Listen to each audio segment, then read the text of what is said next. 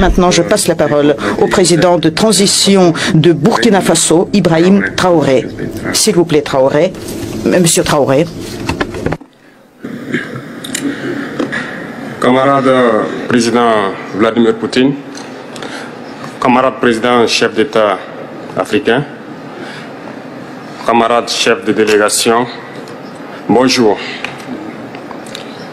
C'est un honneur pour moi ce matin donc de prendre la parole ici et de vous passer donc le salut fraternel du peuple du pays des hommes intègres. C'est aussi le lieu pour moi, avant tout propos, de rendre grâce à Dieu, Dieu Tout-Puissant qui nous a permis de nous réunir ici ce matin en bonne santé pour parler de l'avenir et du bien-être donc de nos peuples.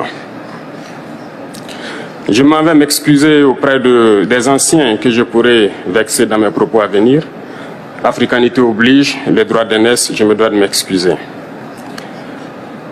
Camarades, j'ai quelques questions donc de ma génération, mille et une questions qu'on se pose. Mais nous n'avons pas de réponse.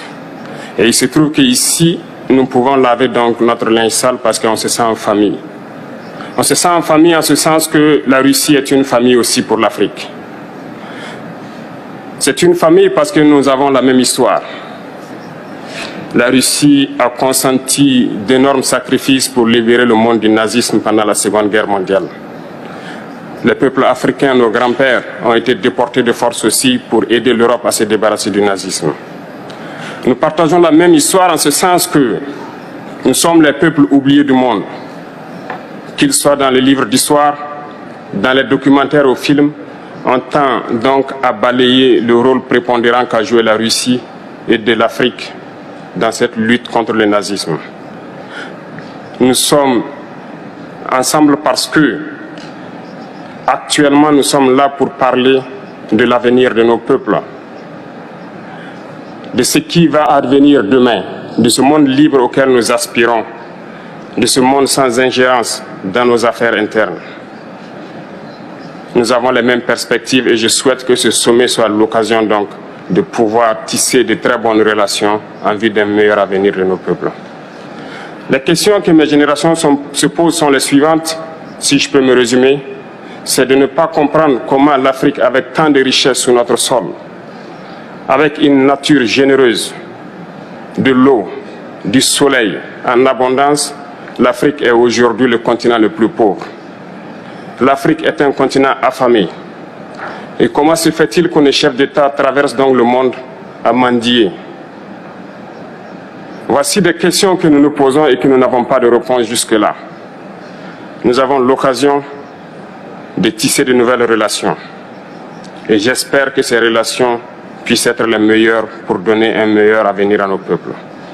Ma génération me charge aussi de dire que, par ce fait de pauvreté, ils sont obligés de traverser l'océan pour essayer de rallier l'Europe. Ils meurent dans l'océan. Mais que prochainement, ils n'iront pas traverser parce qu'ils viendront devant nos palais pour chercher leur pitance quotidienne. Pour ce qui concerne le Burkina Faso, aujourd'hui, nous sommes confrontés depuis plus de 8 ans à la forme de manifestation la plus barbare, la plus violente du néocolonialisme, de l'impérialisme. L'esclavage qu'on tend encore à nous imposer. Nos dévanciers nous ont bien appris une chose. L'esclave qui n'est pas capable d'assumer sa révolte ne mérite pas que l'on s'apitoie sur son sort. Nous ne nous apitoyons pas sur nos sorts, on ne demande pas que quelqu'un s'apitoie sur notre sort. Le peuple burkinabé a décidé de lutter contre l'île terroriste en mesure de relancer son développement.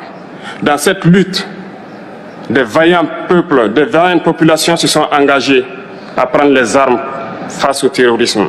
Ceux que nous avons affectueusement appelés les VDP, des volontaires. Nous sommes surpris de voir les impérialistes traiter ces VDP de milices et de tout type. C'est décevant. Parce qu'en Europe, lorsque des peuples prennent les armes pour défendre leur patrie, on les traite de patriotes. Nos grands-pères ont été déportés pour sauver l'Europe. Ce n'était pas avec leur consentement, contre leur gré. Et bien au retour, on se rappelle bien qu'à Tiaroy, lorsqu'ils ont voulu revendiquer leurs droits élémentaires, ils ont été massacrés. Cela ne fait rien donc. Lorsque nous, peuple, nous décidons de nous défendre, on nous traite de milices. Mais là n'est pas le problème. Ce qui est le problème, c'est de voir des chefs d'État africains qui n'apportent rien à ces peuples qui se battent, mais qui chantent la même chose que les impérialistes en nous traitant de milices, en nous traitant donc d'hommes qui ne respectent pas les droits de l'homme. De quels droits de l'homme parle-t-on? Nous nous offusquons contre cela et c'est honteux. Il faut que nous, chefs d'État africains, nous arrêtons de nous comporter donc en marionnettes qui dansent à chaque fois que les impérialistes tirent sur les ficelles. Hier, le président Vladimir Poutine a annoncé donc l'envoi de céréales en Afrique. Nous sommes bien contents. Nous lui disons merci pour cela. Mais aussi, c'est un message passé à nous, chefs d'État africains, parce qu'au prochain forum, nous ne devrons pas venir ici sans avoir assuré, pour ceux qui ne connaissent pas la guerre, l'autosuffisance alimentaire de nos peuples. Nous devons prendre l'expérience de ceux qui ont pu déjà atteindre cela en Afrique, tisser de bonnes relations ici et tisser de meilleures relations avec la Fédération de Russie pour pouvoir assouvir les besoins de nos populations. Je ne serai pas peut-être long, le temps imparti est très court. Nous sommes obligés de nous arrêter à un moment donné. Mais je voudrais terminer en disant que nous devons donc rendre hommage à nos peuples qui se battent. Gloire à nos peuples, dignité à nos peuples, victoire à nos peuples. La patrie ou la mort, nous vaincrons. Merci, camarades. Revenons sur ce discours du président Ibrahim Traoré lors du deuxième sommet Russie-Afrique en juillet 2023. Un discours puissant, sans filtre, qui a marqué les esprits et secoué l'Assemblée. Face aux dirigeants africains et russes, le capitaine Traoré a dénoncé avec fermeté la dépendance de l'Afrique à l'aide étrangère. Pour lui, il est temps que le continent prenne son destin en main en assurant son autonomie énergétique et alimentaire, au lieu de continuer à mendier auprès des puissances extérieures. Mais ce n'est pas tout. Il a ouvertement critiqué la position de certains chefs d'État africains, les appelant à ne plus se comporter comme des marionnettes de l'Occident. Son discours, empreint de détermination, a mis en lumière les contradictions au sein de l'Afrique elle-même. En réponse, Macky Sall, alors président du Sénégal, a tenu à préciser que les dirigeants africains ne venaient pas en Russie pour mendier, mais pour négocier des partenariats équilibrés. Une déclaration qui en dit long sur les tensions et les divergences de vision au sein même du continent. Au-delà des mots, ce sommet a aussi eu des conséquences concrètes. Peu après cette rencontre, la Russie a annoncé la réouverture de son ambassade au Burkina Faso, fermée depuis 1992. Des accords ont également été évoqués pour renforcer la coopération économique et militaire entre les deux nations. Ce rapprochement stratégique pourrait bien redessiner les alliances en Afrique et redistribuer les cartes sur l'échiquier international. Ce discours d'Ibrahim Traoré était-il un simple coup de gueule ou le début d'une révolution géopolitique pour le Burkina Faso et l'Afrique?